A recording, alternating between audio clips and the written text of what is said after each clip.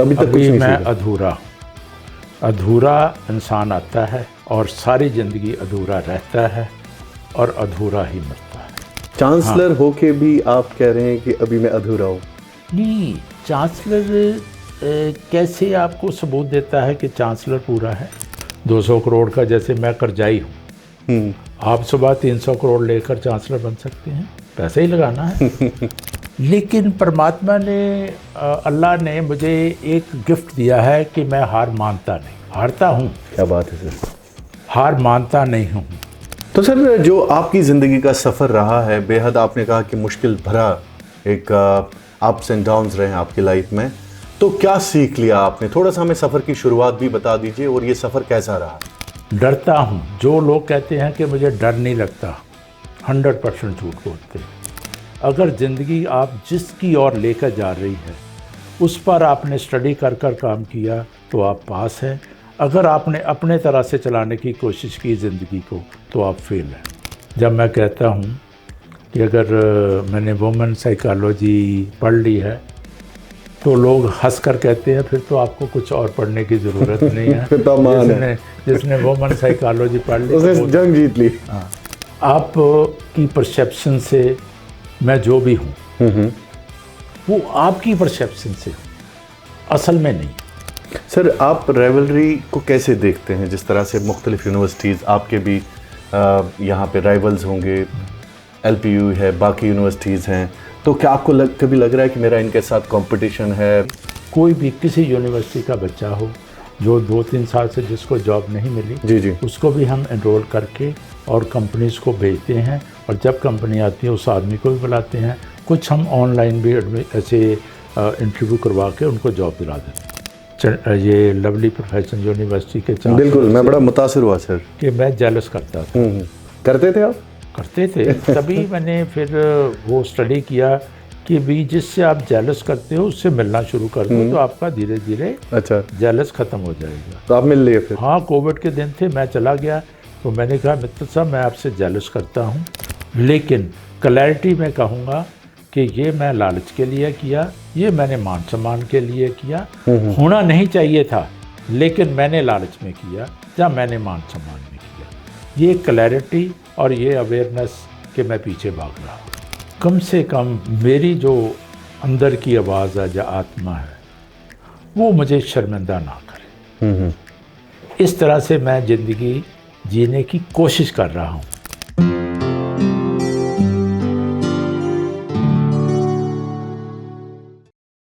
हजारों साल नरगिस अपनी बेनूरी पे रोती है, बड़ी मुश्किल से होता है चमन में दीदवर पैदा। दोस्तों, इस वक्त हम मौजूद हैं सिटी ग्रुप ऑफ इंस्टीट्यूशंस में, और ये है पंजाब के जलंधर का सिटी यूनिवर्सिटी का कैंपस। और हमारे साथ जो शख्सियत इस वक्त मौजूद हैं, किसी तारुफ के मोहताज नहीं है। इन्होंने ज़िंदगी में उतार चढ़ाव देखे हैं। इन्होंने ज़िंदगी का सफ़र जिस मुश्किल घड़ी से निकलकर तय किया है, और इस वक्त पूरे मुल्क हिंदुस्तान में यूनिवर्सिटी का नाम है, हज़ारों लोगों को इसका फ़ायदा मिल रहा है। जो पेड़ आज से पहले 20-30 साल बोया गया, जो बीज बोया गया, उसका फल आज पूरे देश को मिल रहा है। और ये फल देने वाले, ये पेड़ लगाने वाले कोई और नहीं है। मैं बात कर रहा हूं सिटी यूनिवर्सिटी के चांसलर चरणजीत सिंह चन्नी जी की।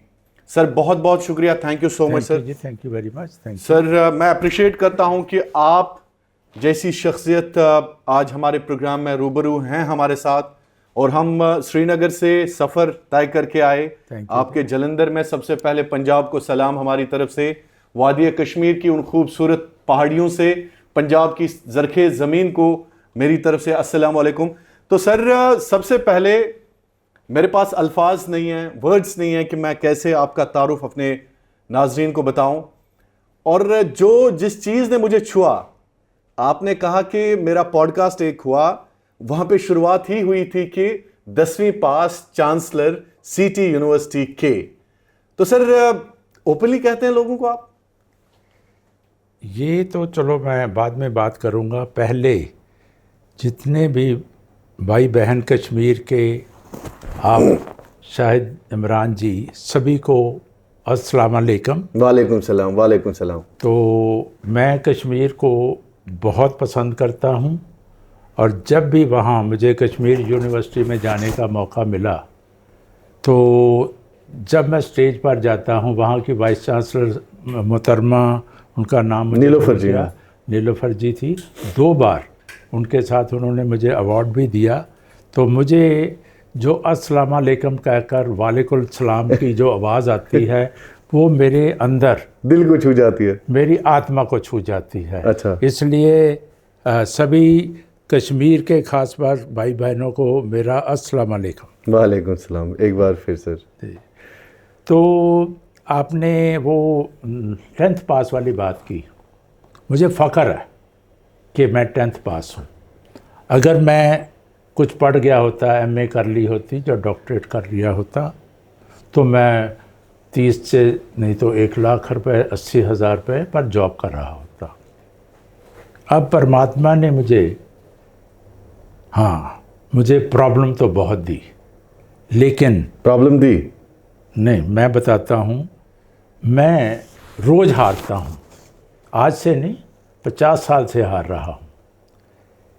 लेकिन परमात्मा ने, अल्लाह ने मुझे एक गिफ्ट दिया है कि मैं हार मानता नहीं हूँ।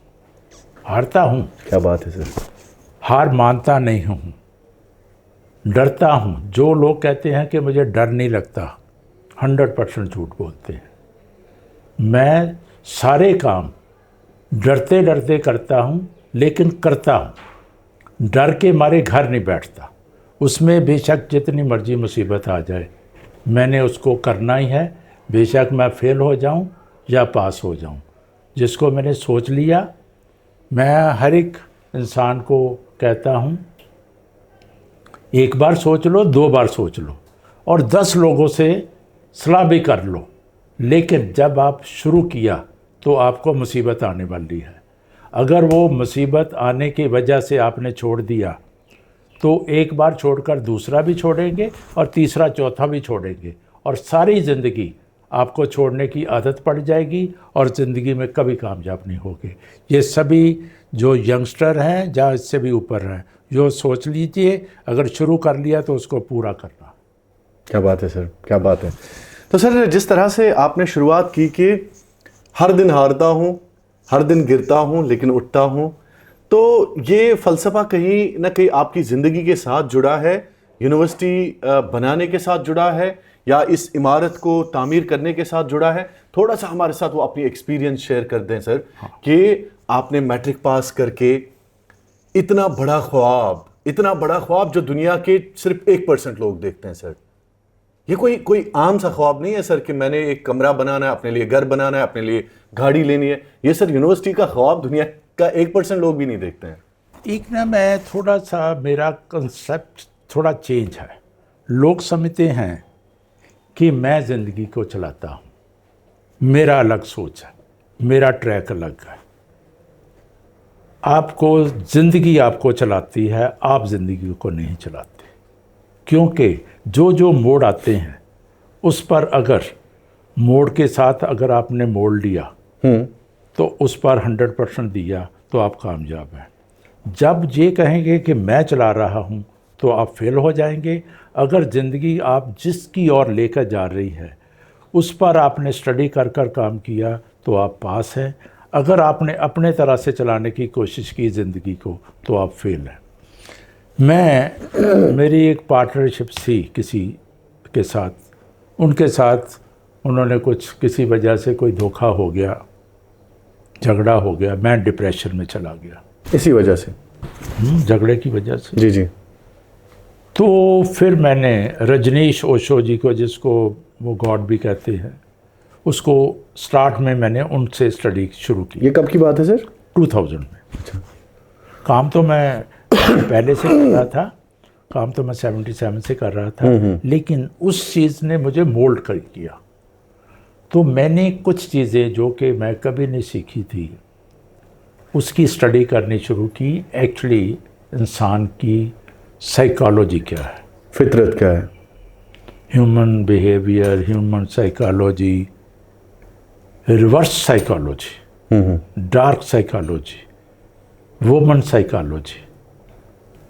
तो मुझे तो कभी कभी जब मैं कहता हूँ कि अगर मैंने वुमन साइकोलॉजी पढ़ ली है तो लोग हंस कर कहते हैं फिर तो आपको कुछ और पढ़ने की ज़रूरत नहीं है। जिसने वुमन साइकोलॉजी पढ़ ली उसने तो जंग जीत ली। हाँ, लेकिन वो अलग अलग चीज़ें हैं। मेन मैं ये कहना चाहता हूँ कि every person is different, not wrong. हम उसको रॉन्ग कहते हैं। आप की परसेप्शन से मैं जो भी हूँ वो आपकी परसेप्शन से हूँ, असल में नहीं है।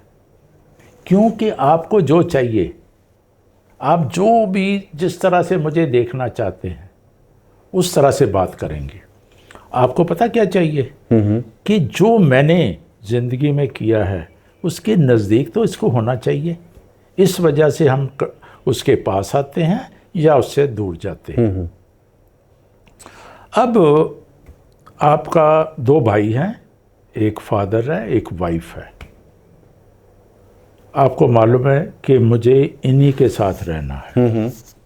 बाहर जो आप अपने दोस्त बनाते हैं, आप 20 दोस्त बनाते हैं, लेकिन उसमें से 18 को आप अलग कर देते हैं। 2 पर ही काम करते हैं कि इनके विचार मेरे से मिलते हैं। घर में ये है कि आपको वाइफ को बेशक आपसे ख्यालात मिले या ना मिले, आपको रहना ही पड़ेगा। फादर वही है, वही रहेगा। भाई वही है, वही रहेगा। ट्रू। लेकिन दोस्तों के मसले में हम चेंज कर सकते हैं। वो क्या होता है, हम फिर अपने मतलब के दोस्तों से दोस्ती करते हैं, बाकी को छोड़ देते हैं। इसी तरह से हम ज़िंदगी चलाते हैं। हम हर चीज़ करते नहीं, साबित ज़्यादा करते हैं। हमारी एक प्रॉब्लम है कि जैसे मैंने आपको जितने भी, आगे शायद मेरी आपसे डिस्कशन हुई, जितने भी लोगों ने आपको इज़्ज़त दी, वो जो इज़्ज़त दी वो उन्होंने दी, आपकी तो पहले भी नहीं थी। बिल्कुल। अगर वो वापस ले लें तो प्रॉब्लम कहाँ है?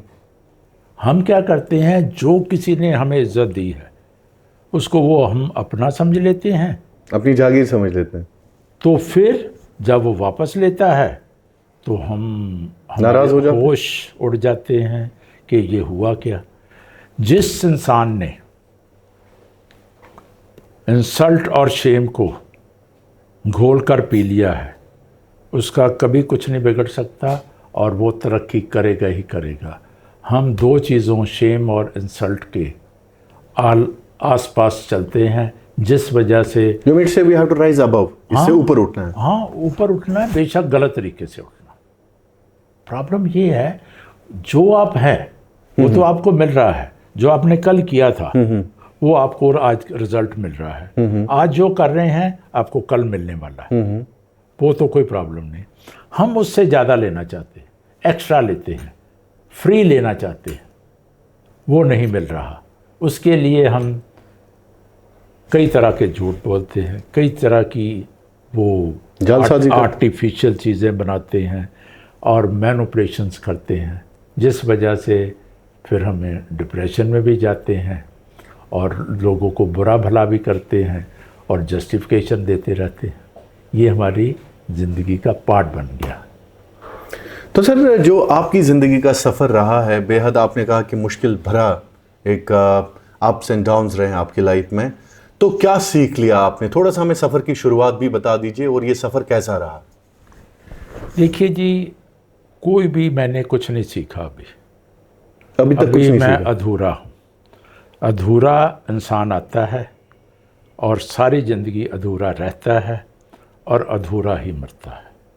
कुछ भी चीज़ सीखने के लिए चांसलर होके भी आप कह रहे हैं कि अभी मैं अधूरा हूँ? नहीं, चांसलर कैसे आपको सबूत देता है कि चांसलर पूरा है? कौन सी चीज़ है जो कि हमें आपको लगता है कि चांसलर बन के आप पूरा हो गए? कौन सी चीज़ है? वो तो एक नेम है, नाम है, वो कोई भी बन सकता है। आप 200 करोड़ का, जैसे मैं कर्जाई हूँ, आप सुबह 300 करोड़ लेकर चांसलर बन सकते हैं, पैसा ही लगाना है। क्या बात है सर। मैं भी 190 करोड़ पे देने हैं, आज दे रहा है, किस्तें दे रहे हैं, खुश हूँ। और मैं कहता हूँ भाई ये इतना कर्जा देना है, तभी दोनों बेटे दिन रात काम करते हैं, मैं भी करता हूँ। अगर कर्जा ना देना होता शायद ये भी बिगड़ गए होते। मैं तो अपने ढंग से इस तरह से बात करता हूँ और इसी तरह से काम भी करता हूँ कि जिससे कम से कम मेरी जो अंदर की आवाज़ है, जो आत्मा है, वो मुझे शर्मिंदा ना करे। इस तरह से मैं ज़िंदगी जीने की कोशिश कर रहा हूँ। कर नहीं रहा, कहीं ना कहीं मैं भी मैनिपुलेशंस कर रहा हूँ, मैं भी झूठ बोल रहा हूँ, मुझे भी कहीं ना कभी इधर उधर हटना पड़ता है। क्योंकि आप इस दुनिया में, इस संसार में, जहाँ आपके पास मेरे 1500-1600 लोग हैं जो एम्प्लॉई है, तो आपको मटेरियलिस्टिक दुनिया में, बेशक आप आध्यात्मिक दुनिया के भी स्टडी कर रहे हैं, लेकिन ये जो है ना मटेरियलिस्टिक दुनिया, जी। इसका पार्ट बनने और बनाने में और चलाने में आपको बहुत बार इस तरह से सारे काम करने पड़ते हैं जो कि आपकी आत्मा नहीं कहती, फिर भी हम करते हूँ और उसमें मैं भी शामिल हूँ, मैं भी करता हूँ। क्योंकि देखिए, अगर मैं कहूँ कि जी मैं ऐसा नहीं हूँ, तो लोग कहेंगे ये काम कैसे फिर चला रहा है। क्योंकि कुछ चीज़, दस्तूर, कुछ सिस्टम इस तरह के बन गए हैं, मैं भी उसका पार्ट हूँ। और कभी भी मैं तो कोशिश ये करता हूँ कि बेशक मैं कर पाऊँ या ना कर पाऊँ, लेकिन क्लैरिटी में कहूँगा कि ये मैं लालच के लिए किया, ये मैंने मान सम्मान के लिए किया, होना नहीं चाहिए था, लेकिन मैंने लालच में किया या मैंने मान सम्मान में किया। ये क्लैरिटी और ये अवेयरनेस कि मैं पीछे भाग रहा हूँ। तो सर, जिस तरह से आपने कहा कि इस यूनिवर्सिटी को बनाने के लिए आपने एक ज़िंदगी के उसूल कुछ अपनाए हैं, जिस तरह से आप बात कर रहे हैं सर, हम भी मुतासिर हो रहे हैं और हमारे व्यूअर्स भी इससे बड़े मुतासिर हो रहे हैं। तो आपको क्या लग रहा है सर, जो भी इंसान इस दुनिया में आता है, जिसका एक मिशन होता है, एक विजन होता है, तो किस तरह से वो आगे बढ़ सकता है और कामयाब इंसान बन सकता है लाइफ में, जो भी लोग हमें देख रहे हैं सर? देखिए, मैं थोड़ा सा डिफ़र करूँगा। मेरी स्टडी कहती है, एक है कामयाबी, एक है अपना क्या ना, एक कामयाबी और एक काबिलियत, इंटेलिजेंस। जी जी। इसमें भी आगे दो चीज़ें हैं। सफलता और सफल जीवन में मैंने स्टडी की है। उसमें नेपोलियन ने कहा है कि मैंने पूरा यूरोप जीत लिया, लेकिन 7 दिन लगातार मैंने सुख के नहीं बताए। ये नेपोलियन का कहना है? नेपोलियन ने लिखा है। अच्छा। हिस्ट्री में, अच्छा, जब मर्जी पढ़ लेना। उसी में औरंगज़ेब ने लिखा है कि मैंने 40 साल राज किया, आज लिख कर मर रहा हूँ कि 40 के 40 साल मैंने बर्बाद कर दिए। मैंने ज़ाया किए। क्यों? उसका मैं कारण दस्ता। जी जी। हुआ क्या, आपने सफलता तो पाली, लेकिन सफल जीवन का रास्ता ही अलग है। उसमें आपको सफलता में वापस आना पड़ेगा। जो आपने सीखा है, जो आपने कमाया है, वो सारा कुछ देना पड़ेगा। क्योंकि हम जब 2.5-3 साल के होते हैं, हम मौज से खेल रहे होते हैं। ना उस वक्त हमारा बैंक बैलेंस होता है, ना कार होती है, ना कोठी होती है, ना कोई परेशानी होती है, तो हम खेल रहे होते जी। हैं। उसके बाद सब कुछ आ जाता है, तो हमारे पास ढेरों परेशानियां आ जाती हैं। जबकि कार आने से, कोठी आने से सब कुछ हमारे पास ठीक होना चाहिए। हाँ, तो उल्टा हो जाता है। क्योंकि हमने 3 साल में, हमारे पेरेंट्स ने नेबरर के बच्चे के साथ हमारी कंपैरिजन कर लिया। इससे आपने दौड़ में आगे आना है, नंबर ज़्यादा लाने हैं, सोना अच्छा लगना है, कंपैरिजन कर दिया। कंपैरिजन में हमें उन्होंने धीरे धीरे मक्कारी सिखा दी। मक्कारी का लफ्ज़ जानते हैं? जी जी बिल्कुल। हाँ, वो क्या हुआ, हम किसी भी ना किसी तरह, मकार मीन्स हिपोक्रेट। हाँ, हमें आगे बढ़ने के लिए मक्कारी करनी पड़ती है। वो फिर हम धीरे धीरे करते करते इतनी 60 साल तक, 70 साल तक, 50 साल तक सबसे बड़े मकार बन जाते हैं। हाँ, सबसे बड़े मकार तो बन जाते हैं। जी जी। मक्कारी तो करते ही हैं, लेकिन फिर गोडी हाथ भी लगवाते हैं, अच्छा जैसे हमारे लीडर करते हैं। अच्छा। वो क्या करते हैं, आपको इस तरह की वो चीज़ें दिखाते हैं आर्टिफिशियल, आप तालियां भी लगाते हैं, उनके पीछे भी जाते हैं, उनके गोडी हाथ भी लगाते हैं। मक्कारी भी दिखा दी, सभी से काम भी करवा लिया, वोटें भी डलवा ली और गोडी हाथ भी लगा ली, और हम फुल मकार बन जाते हैं। पहले तो हमें इस मकारी से कैसे बचना है, चलो हम किसी को नहीं, हमें खुद को अपने आप को ठीक करना है। अगर आपका ध्यान दुनिया पर चला गया, अब कभी भी दुनिया को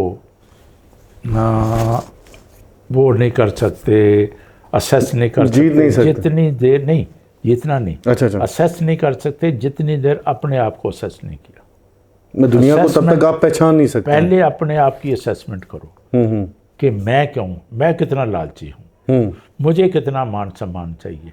हम क्या है, अपने आप को भूले बैठे हैं, हमेशा दूसरों को चेक रखते हैं, वो कभी भी नहीं पता चलेगा। और इसी में मैंने एक बात कही कि हम पैसे के पीछे भागते हैं। जो पैसा है उसकी राखी आपको करनी पड़ती है दिन रात। अगर इन्वेस्ट कर दो तो घाटे का डर रहता है, अगर आपके पास है तो चोरी ना हो जाए तब भी डर रहता है। पैसे की राखी आपको करनी पड़ती है, लेकिन ज्ञान अगर आपके पास है, नॉलेज, ज्ञान आपकी राखी करता है। इससे आगे कभी भी आप पैसे से ज्ञान नहीं पा सकते, लेकिन ज्ञान से पैसा पा सकते हैं, ज्ञान से पैसा आप कमा सकते हैं। अगर आपका ज्ञान अच्छा है, अब आप इन्फ्लुएंसर हो, आपको ज्ञान है, आप पैसा कमा रहे हैं। अगर आपके पास पैसा हो और समझ ना हो, कैसे पैसा कमाओगे? तो इसका मतलब है कि ज्ञान बहुत ऊंचा है पैसे से, मनी से बहुत ऊंचा। तो ज्ञान हर एक को होना चाहिए। तो सर, चूंकि जो आपने इस वक्त एक इदारा खोला है सिटी यूनिवर्सिटी, तो सर इस यूनिवर्सिटी में कहीं ना कहीं हज़ारों की तादाद में जो आपके स्टूडेंट्स हैं, तो क्या ट्रांसफॉर्मेशन आपको क्या लगता है इन स्टूडेंट्स की ज़िंदगी या इनकी लाइफ, या जो यूथ हमारा है इस वक्त, नौजवान नस्ल, जिस पे आप भी मेहनत करते हैं और आप एक बड़ा रोल इसमें अदा कर रहे हैं, तो इनके लिए कैसे लग रहा है आपको कि ये अपनी ज़िंदगी में आगे जाके एक अच्छे शहरी, असूल परस्त शहरी और मॉरल्स, एथिक्स कैसे आ जाएगा इनमें सर? आपने बहुत बढ़िया क्वेश्चन किया। इसमें मैं थोड़ा सा पूरा तो मेरे से भी नहीं हो रहा, मैं आपको जो हमारे लोगों को मैं क्या, उनको क्या डायरेक्शन देता हूँ एज ए चांसलर। मैं कहता हूँ जिस बच्चे को आप अपने यूनिवर्सिटी या कॉलेज में ला रहे हो, उसको एडमिशन के लिए आप कुछ ना कुछ कहते हैं ना, भी हमारे पास ये भी है, वो भी है, हम बच्चे को जॉब दिलाएंगे। एक तो मेरा सभी को एक मेरा मैसेज है कि कोई भी बच्चा अगर वो प्लेसेबल नहीं है, उसमें काबिलियत नहीं है, तो वो प्लेस नहीं होगा। बच्चे को कॉलेज से और यूनिवर्सिटी से एक गाइडेंस मिलनी है, पढ़ना उसने आप ही, बिल्कुल, स्किल्स उसने आप सीखनी है। अगर उसने कहीं भी किसी जगह पर प्लेस होना है तो वहाँ इंटरव्यू भी उसी को देनी पड़ेगी, काबिलियत उसमें होनी चाहिए। हाँ, मैं क्या कहता हूँ अपने लोगों को कि जो बच्चे के पास आप जा रहे हैं एडमिशन के लिए, उस बच्चे के जो माँ बाप का बुढ़ापा उसी में छिपा हुआ है, क्योंकि आज वो पढ़ेगा, कल को वो जॉब लेगा। पेरेंट्स देख रहे हैं उस बच्चे की ज़िंदगी में कि मैं कल को बूढ़ा होऊंगा तो ये मेरी सेवा करेगा। बिल्कुल। मैं अपने लोगों को कहता हूँ, जो बच्चे की आप एडमिशन कर रहे हो उसमें पेरेंट्स का बुढ़ापा छिपा हुआ है, छोटे भाई बहन की ज़िंदगी छिपी हुई है, उसकी तो ज़िंदगी है ही है जो कि आपके पास पढ़ना आ रही है, तो ये कभी ना भूलना। तो आपको एथिक्स से उसको पढ़ाना चाहिए और जॉब दिलानी चाहिए।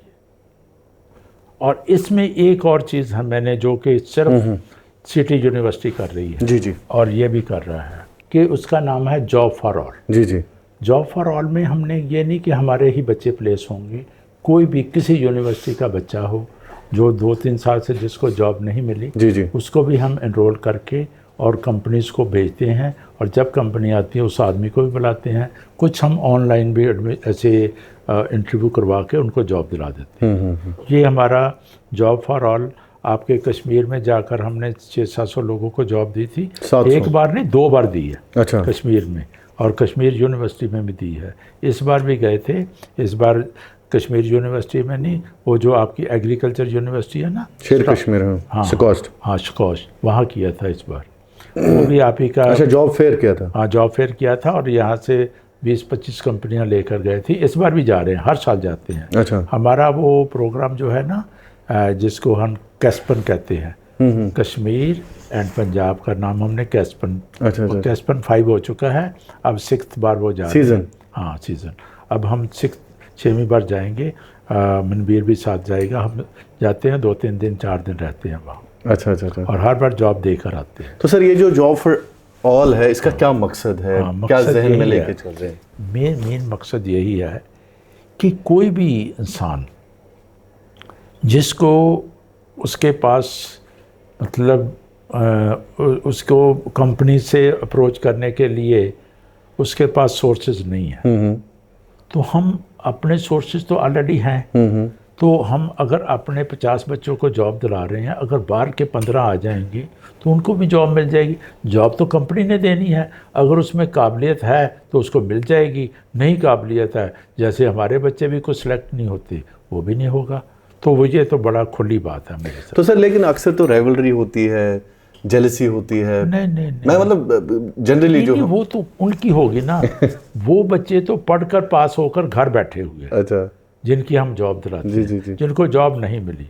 हुआ क्या कि कुछ कंपनी बड़ी होती हैं, उनके नखरे भी ज़्यादा होते हैं, जी जी, सैलरी भी वो ज़्यादा देते हैं, रिजेक्ट हो जाते हैं बच्चे। फिर बच्चे मेहनत दोबारा करते हैं, 1 साल 1.5 साल हो गया घर बैठे हैं, उनको फिर दोबारा हम रिप्रेजेंट करके कंपनी के आगे पेश करते हैं, वो जॉब हो जाती है हमकी। इसमें कोई बहुत ज़्यादा वो नहीं है, होती है जॉब्स। सर आप राइवलरी को कैसे देखते हैं? जिस तरह से मुख्तलिफ यूनिवर्सिटीज़ आपके भी यहाँ पे राइवल्स होंगे, LPU है, बाकी यूनिवर्सिटीज़ हैं, तो क्या आपको कभी लग रहा है कि मेरा इनके साथ कंपटीशन है, मेरा इनके साथ एक मुकाबला है? तो कैसे देखते हैं सारे? देखिए ये जो बात है ना, ये देखने का हर एक का ढंग है अपना आप। मैं इसको और तरह से देखता हूँ कि जो चीज़ें वो अच्छी कर रहे हैं, आपके पास अगर सोर्सेज कम है, जी जी, आप कर सकते हैं, लेकिन आप ये मत सोचिए कि ये गिर जाए, ये मर जाए और मैं अपने आप ऊपर नज़र आऊँ। वो गलत बात है। मेन ये है, कंपैरिजन कभी ना करो, क्योंकि जो भी आप कंपैरिजन करोगे वो ट्रैक गलत होगा, गलत ट्रैक होगा। और गलत ट्रैक होगा। क्यों होगा वो उसके लिए भी बताता हूँ। जी जी, हम देखते हैं कि वो उसकी ऊंचाई देखते हैं कि यहाँ तक पहुँच गया है, लेकिन हमने ये नहीं देखा उसकी लेगेसी क्या है, उसकी एजुकेशन क्या है, उसकी मैन पावर क्या है, उसकी फाइनेंशियल पावर क्या है, उसके रिसोर्सेज क्या हैं, उसको नहीं देखते, उसकी सिर्फ ऊंचाई देख ली। और हमने, जैसे मैंने कहा, इन्फॉर्मेशन को हमने नॉलेज समझ लिया। अच्छा, उसकी ताकत को हमने देख लिया, इन्फॉर्मेशन को नॉलेज समझ लिया, और छोटी सी चीज़ को, कनेक्शन को हमने रिलेशन समझ लिया, और आसानी से मिली हुई चीज़ को हमने हैप्पीनेस समझ लिया। ऐसे ही इन्फॉर्मेशन को कभी नॉलेज ना समझो, नहीं समझना। उसके अंदर जाओ, उसकी स्टडी करो, रिसर्च करो, फिर उस पर काम करो। आपको पता होगा कि ये मैंने करना है और ये मैंने नहीं करना है। ऐसे ज़िंदगी होनी चाहिए, ना कि देखकर और जल्दी से जल्दी आप उस पर पीछे लग जाओ, तो आपने फेल होना ही होगा। तो सर जिस तरह से आप यूनिवर्सिटी में एक ट्रांसफॉर्मेशन स्टूडेंट्स की लाइफ में भी होता है, पढ़ाई के ज़रिए, तो वैल्यूज़ और रिश्ते आपके जहन में कैसे आप देखते हैं उनको? देखिए, वैल्यूज़ रिश्तों से बहुत ऊपर है। वैल्यूज़ ऊपर है। हाँ, रिश्ते तो कुछ भी नहीं है। आपको कभी आपकी भाई से नहीं बनती, नहीं लेकिन बनती। बाहर आपका दोस्त इस तरह सा भाई से भी बढ़कर ऊपर होता है। हाँ, तो रिश्ता बढ़िया होगा कि वैल्यूज़ होंगे। यहाँ पे तो वैल्यू है। वैल्यू है। बिल्कुल। मेन ये है, एक इसमें मैं और ऐड ऑन करूँगा, हम क्या कर रहे हैं कि हमें जो खुद की ज़रूरत है वो तो आपकी पूरी हो रही है, आप जितने काबिल हैं। हम लोगों की उनको देखकर जो इच्छाएं पालते हैं, जो कि हमारी ज़रूरत नहीं होती, उस इच्छाओं को पालने की वजह से हम फिर कुछ और चीज़ें गलत भी करते हैं आगे बढ़ने के लिए। जो तो आपकी कैपेसिटी और कैपेबिलिटी है वो आपको मिल भी रहा है और मिलेगा भी। हम दूसरों को देखकर अपने आप को यहाँ ले जाते हैं और उसमें एंट्री लेकर फेल होने के बाद पछताते हैं। हाँ, जो आप हैं उसी में रहें तो ज़िंदगी में आप कामयाब होंगे, क्योंकि वो आपकी है। आप उसको 5 साल से झेल रहे हैं, प्रॉब्लम में रह रहे हैं। जब आप किसी की चीज़ ऑप्ट करके उस पर काम करेंगे तो फेल होना ज़रूरी है। मेरे हिसाब से आपको बात आ गई समझ? बिल्कुल बिल्कुल सर। किसी चीज़ को उसके पीछे नहीं भागना। पीछे नहीं भागना। और मैंने आपको अभी बताया कि मैं उस पर काम करता हूँ जो चीज़ें नज़र नहीं आती। जैसे आपको नफ़रत है, गुस्सा है, जेलस है। एक तो आपको, जैसे मैं हूँ, कल मैंने आपने मुझे वहाँ देखा था यूनिवर्सिटी लुधियाने। तो आज मुझे मालूम है कि आपने मेरी इंटरव्यू लेनी है जी। तो मैं पीली पगड़ी, कोट भी वाइट डाल कर आया कि मेरी इंटरव्यू होनी है, कैमरा नहीं। हम इन चीज़ों पर तो ध्यान देते हैं, आत्मा को नहीं हिलाते। इसको वही पैसा, वही मान सम्मान, वो जो चीज़ों को हम इकट्ठा करके इसको शुद्ध नहीं कर रहे और इसको बेटर नहीं कर रहे, ये मेरे हिसाब से गलत है। हमें मटेरियलिस्टिक तो चलो हमें होना ही पड़ेगा जो दुनिया में चल रहा है, लेकिन साथ साथ हमें अपने आप को चेक रखना चाहिए कि मैं कहीं कोई गलत तो नहीं कर रहा। जैसे अभी मैंने इंटरव्यू से पहले आपको बताया कि मैं ये लवली प्रोफेशनल यूनिवर्सिटी के चांसलर, बिल्कुल, मैं बड़ा मुतासिर हुआ सर कि मैं जेलस करता था। करते थे आप? करते थे। तभी मैंने फिर वो स्टडी किया कि भी जिससे आप जेलस करते हो उससे मिलना शुरू कर दो तो आपका धीरे धीरे अच्छा जेलस ख़त्म हो जाएगा। ये पुरानी बात है, 5-7 साल की। तो आप मिल लिए फिर? हाँ, कोविड के दिन थे, मैं चला गया तो मैंने कहा मित्र साहब मैं आपसे जेलस करता हूँ, स्टडी किया है। अच्छा, बोल दिया आपने? हाँ, बोल दिया कि भी मिलने से जेलसी कम हो खत्म जाती होती है। है। तो वो हंसता रहा, तो धीरे धीरे मैं उसको मिलना शुरू कर दिया। फिर मेरा एक कन्वोकेशन आई, मैंने उसको अपना चीफ गेस्ट बना दिया। 2 जगह पर बनाया, एक जगह यहाँ भी बनाया जलंधर में, लुधियाना भी बनाया चीफ गेस्ट। तो आज मेरी पूरी जेलस ख़त्म होगी। तो ये मैंने अपने पुराने पॉडकास्ट में बोला भी था, आज आप कश्मीर में लेकर जा रहे हैं, वहाँ सुनाइए। नहीं, ये बहुत बड़ी मैसेज है सर, क्योंकि अपने किसी उस बंदे से मिलना जिससे आप जेलस फील कर रहे थे, फिर उसी को चीफ गेस्ट लाना, ये बहुत बड़ी बात है, बड़ी बात है। तो सर कैसे हम इस दुनिया को एक अच्छी दुनिया बना सकते हैं, क्योंकि आपके जो विचार हैं, आपके जो आइडियाज़ हैं, दीज आर वेरी हाई, तो कैसे बना सकते हैं अच्छी दुनिया? हाँ, देखिए, जो मैं पर्सनल स्टडी है, जी जी, आप जो सारी दुनिया करती है उसका असर एक इंसान पर पड़ता है, और जो एक करता है वो पूरे समाज पर पड़ता है। आप समझते हैं? मैंने कोई गलत काम किया वो सभी पर असर जाएगा, और जो सारे करते हैं वो मेरे पर असर जाएगा। आप यही कर सकते हैं, हर इंसान किसी को नहीं समझा सकता, इवन अपनी वाइफ को भी नहीं समझा सकता। हमेशा परसेप्शंस आपकी है। आपने अपने आप को, हर इंसान अपने आप को चेक करे कि जो मैंने कल किया था, आज उससे आधा % या 1% ठीक करना है। लड़ाई हमेशा दुनिया से कभी नहीं हो सकती, लड़ाई अपने आप से होती है और अपने आप से लड़ना चाहिए। रोज़ अपने आप को आधा % 1% ठीक करना चाहिए, तभी ये दुनिया बेहतर बन सकती है, अदरवाइज़ और कोई रास्ता नहीं।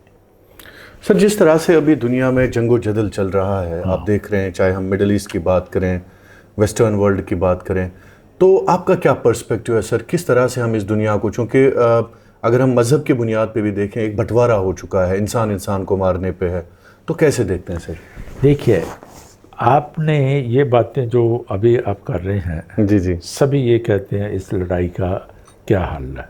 सभी लोगों को, जिन लोगों का जो ऊपर वाले बैठे हैं, जी जी, वो तो फिर मौजें कर रहे हैं, जी। सब कुछ कर रहे हैं, लड़ाई लड़ रहे हैं, अच्छा, वो एंजॉय कर रहे हैं? इंजॉय कर रहे हैं। पैसा तो सारा पब्लिक का है। जो अभी अमेरिका जो पैसा है वो किसका है? जी जी, पब्लिक ही का है, सारा पब्लिक का है। अच्छा, जो ईरान में है वो भी पब्लिक का है सारा।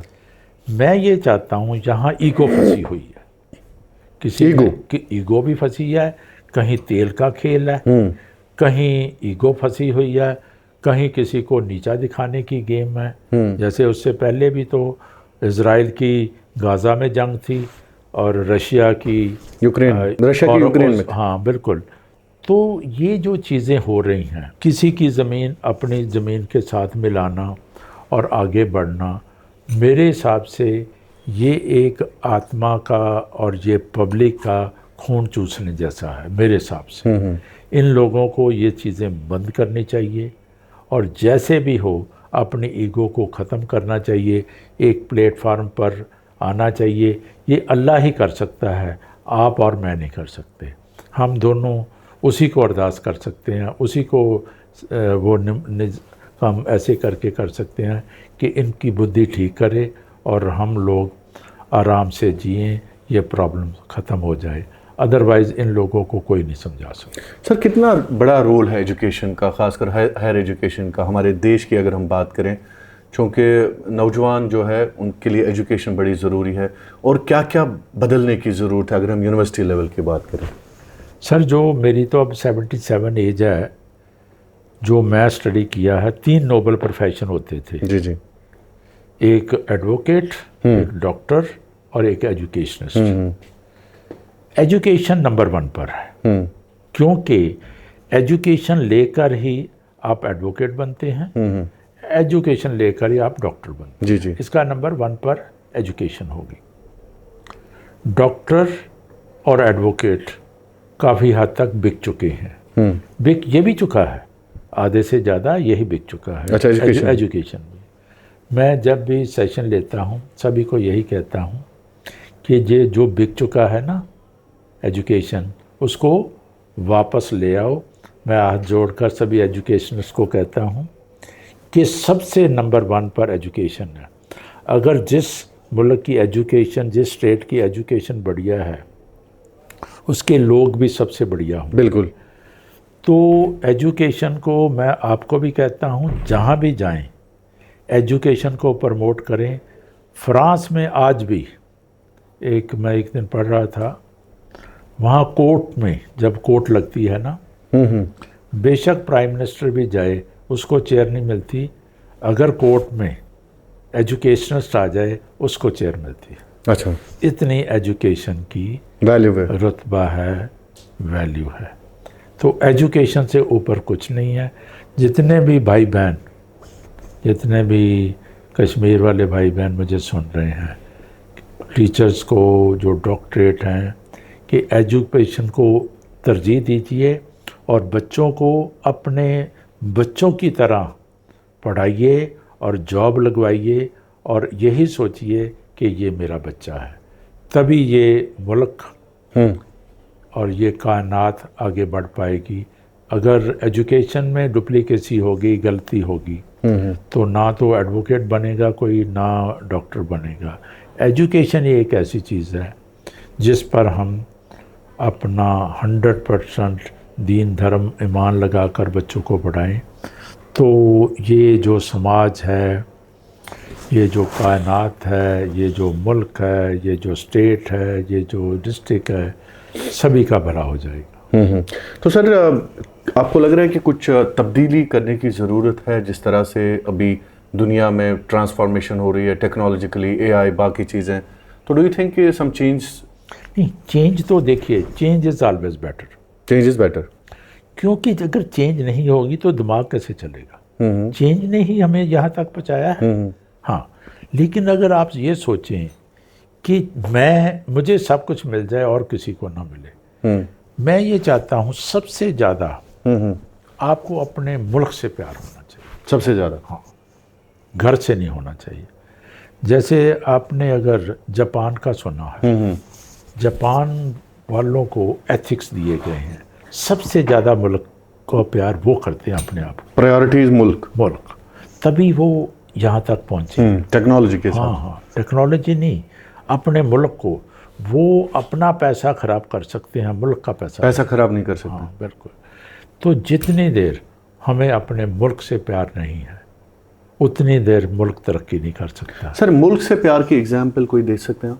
मुल्क की प्यार की, अगर हमने कोई टैक्स देना है। अच्छा, that means practically you have to prove, ना कि सिर्फ बोलना है कि मुल्क से मुझे। वो ज़बानी बोलना है, जैसे हमारे नेता भी बहुत सारे बोलते हैं। हमें सारा एक्ट जो है जो एक्ट है दैट मैटर्स। हाँ, कि अगर उसमें अगर आप बच्चे को पढ़ा रहे हैं, अगर आप अपने बच्चे की तरह उसकी अगर उसमें कमी है तो कहो कि इवनिंग में बेटा तुम मेरे घर आ जाना, टीचर की ड्यूटी है। वो भी आप मुल्क से प्यार करते हैं, बिल्कुल। अगर उसकी कोई कमी है तो 6 बच्चों को बुला लीजिए ना, अपने घर टीचर को बुला लेना चाहिए। दैट मीन्स आप मुल्क से प्यार करते हैं। हाँ, बिल्कुल। आप संडे वाले दिन बुला लीजिए, सैटरडे को बुला लीजिए, आप उनके घर चले जाइए पेरेंट्स, भाई ये चीज़ इसमें इतना वीक है तो मैं इसको पढ़ाऊँगा या मैं इसको पढ़ाऊँगी। जब ये चीज़ें हो जाएंगी तो मुल्क तो आगे बढ़ेगा ही बढ़ेगा, कभी हो ही नहीं सकता। ये एथिक्स है। बिल्कुल सर। तो सर बड़ा अच्छा लगा, एंड मुझे उम्मीद है कि सर कश्मीर आप आएंगे, श्रीनगर की हसीन वादियों में मैं एक और पॉडकास्ट आपसे ज़रूर करना चाहूँगा। और कश्मीर किस किस जगह गए हैं सर? देखिए, ऐसे है, जब हम बाहर उतरते हैं वहाँ भी आप ही का नाम शाहिद लतीफ़ है। मैं अभी आपसे बात भी करा देता हूँ, वो वहाँ का हेड है। जी। मेरा ऑफिस है कुलगाम में, तो एक ऑफिस है जम्मू में, बहु प्लाजा में। तो अभी शायद 1-1.5 महीने में हम आएंगे वहाँ। आपको मैं मटेरियल दूंगा, एक पॉडकास्ट मेरा वहाँ भी करना। बिल्कुल सर, और वो मैं ओपन एयर पॉडकास्ट करेंगे सर। आप सभी को ऐसे लोगों को 1000 यहाँ भी हुआ था, 5-6 से लोगों को बुला दीजिए, मैं सभी का सेशन लूँगा और जितने भी डाउट्स हैं बिल्कुल सर उनके मैं क्लियर करूँगा। बिल्कुल सर, बिल्कुल सर। एक सेशन उस पर ज़रूर रखेंगे, और पर्टिकुलरली स्टूडेंट्स के लिए सर। एंड सर, कैसे देखते हैं आप कश्मीर को? देखिए जी, कश्मीर को बहुत गलत आंका गया और बहुत नुकसान हुआ। कश्मीर के लोगों को बहुत ज़्यादा नुकसान हुआ। कभी हालात की वजह से पाकिस्तान इंडिया में आपस के झगड़े और इधर उधर की बातों ने कश्मीर तरक्की नहीं कर पाया, बीच में पिसा। हाँ, तो चलो कुछ चीज़ें अपना इमरान साहब, ना आपके हाथ हैं बिल्कुल, ना मेरे हाथ हैं। हमें तो बस एक ये है कि सीधा रास्ता ही एक रास्ता है और इधर उधर वाला रास्ता नहीं है, चाहे वो टूटा भी हो। हाँ, हमें और आपकी बात मुझे अच्छी लगी सर। प्रोग्राम से पहले मैं अपना एक रास्ता बना लेता हूँ, चाहे वो कच्चा ही हो। हाँ, कच्चा ही हो। बड़ी अच्छी मैंने कहा था ना, भीड़ आपको भीड़ करती है। मुझे बहुत अच्छी लगी ये बात। भीड़ आपको सिक्योर तो करती है, लेकिन आपकी पहचान छीन लेती है। लेकिन हमने क्या करना है, हमने कभी भीड़ का हिस्सा नहीं बनना। अगर बन भी गए तो उसमें से निकल जाना है, अलग निकलना है। क्योंकि देखिए, आप जहाँ आज पहुँचे हैं, आप अगर 10 साल 15 साल पहले चले जाइए, उस वक्त आप भी किसी वक्त भीड़ का हिस्सा मैं तो भीड़ का हिस्सा था, बिल्कुल होते थे, बिल्कुल। लेकिन आप निकले, मैं भीड़ से निकला। आज यहाँ बैठे हो, मैं भी किसी दिन भीड़ का हिस्सा था, मैं भी निकला। क्योंकि भीड़ का निकलने के लिए भी ये वाला इतना चाहिए। क्या बात है सर, क्या बात है सर। तभी आप कुछ बन सकते हैं जब आप अकेले होते हैं। नहीं तो आपको एक किस्सा सुनाता हूँ इसी का। अभिषेक बच्चन है, अमिताभ बच्चन के बेटे। हाँ जी जी। आज तक क्यों नहीं शाहरुख खान की तरह क्यों नहीं बन सका? सुपरस्टार क्यों नहीं बन सका है मालूम कि मैं बताऊं? नहीं, आप बताएं सर प्लीज। उसको मालूम था कि मेरा बाप अरबपति है। अरबपति है और सुपरस्टार है। जी जी। मेरी माँ भी एक्ट्रेस है, मेरी वाइफ भी एक्ट्रेस है, दीपक वो क्या है उसका, ऐश्वर्या। ऐश्वर्या। जब आप इस तरह के माहौल में हो, आप अपना 100% देकर भी नहीं दे सकते। और शाहरुख खान एक टेलीफिल्म से एक इधर से वहाँ से इधर चला और उसको कोई उसकी मदद के लिए नहीं था। आज कहाँ पहुँच गया है? और अभिषेक बच्चन वही खड़ा है।